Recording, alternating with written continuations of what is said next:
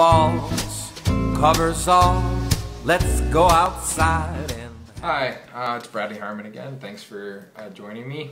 Today I'm going to be talking a little bit about closing costs, closing expenses. Now everyone, obviously they know that buying a house is expensive. You need a certain amount for your down payment.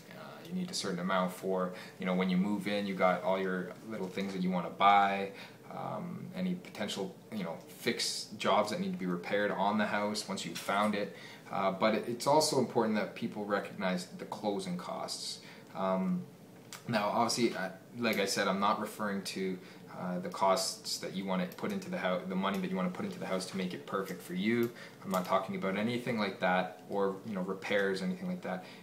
It's just what it's going to cost you to close the deal, to make the purchase finished legally, to transfer that your name from the land registry to that particular property or that PIN number.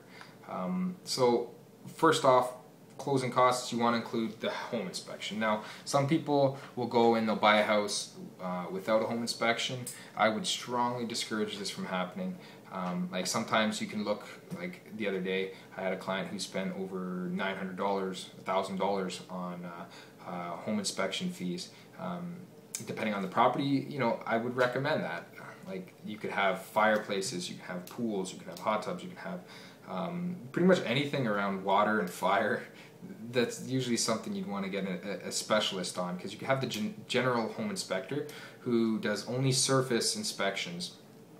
And this is another issue, like we'll get more into depth, but my point is for home inspections, I think that's definitely one of the major closing costs you should always include. But the generic price for a good home inspector is anywhere between $300 and $400. You can get cheaper. I discourage going going really cheap on a home inspection. Obviously, if you're not serious about the property, then you don't put as much. Then don't put a home inspection on it, because if you're not serious about buying the property, then why would you even go to that step? But obviously you want to spend that money for your closing costs. You also want to include your legal fees, obviously. When it comes to actually purchasing a property, usually you'd want a real estate lawyer who will act on your behalf in purchasing and mortgaging a property. Pretty much, I think it's like 99% of properties purchased are like with a mortgage, with a debt tied to that property. So you need a lawyer to register all that information, as well as register your name to the property, and then have obviously insurance and all that stuff on the property as well. But a lawyer will take care of all the details of the sale, the transfer of title, the registration, title insurance, survey documentation, and land transfer tax. Important information about the land transfer tax is that if you're a first-time buyer, you get significant, essentially a discount or a rebate on that. That's something to inform your lawyer about, so that they can actually include that and you can avoid that step of applying it for it yourself.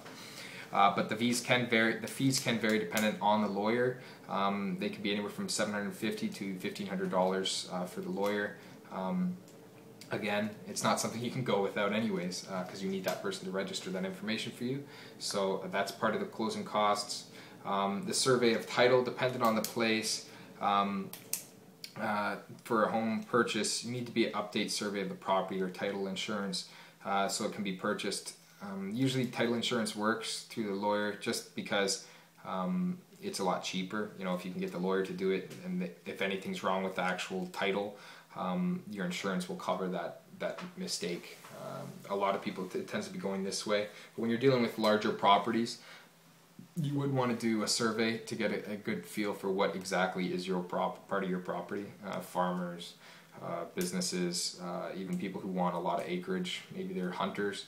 I would recommend that as well. But you can never really know how much it's going to actually cost depending on this. It's really dependent on the size and geography of the land that you're buying. Obviously the land transfer tax, I'll get into that a little bit more, but this is something that your lawyer helps you with as well. But it's a provincial tax based on a percentage of the purchase price of your property. This tax is calculated on a sliding scale. Essentially what that means, there's also rebates that are available from the government to help first-time home buyers, like I said, to a limit of $2,000 with adjustment costs and so forth. There's also mortgage insurance and fees and expenses. These things, these are, this is something you want to look more into with your mortgage broker and your lawyer. Moving costs is also something, but in general, you can look anywhere between 2 to 3% of the actual purchase price towards your closing costs. And the reason I say this is because you never know what's going to happen. Lots of things come up, and then on top of that, then you got to worry about when you actually move into the property, is there anything that needs to be repaired. These things are important, and a little bit of foresight never hurt anyone. It actually helped.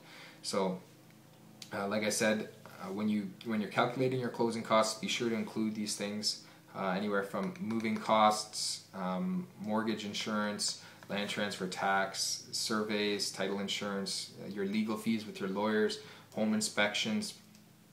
These things can all be included in your closing costs and are important to calculate prior to the purchase of your home, and obviously when you're trying to figure out what you can afford.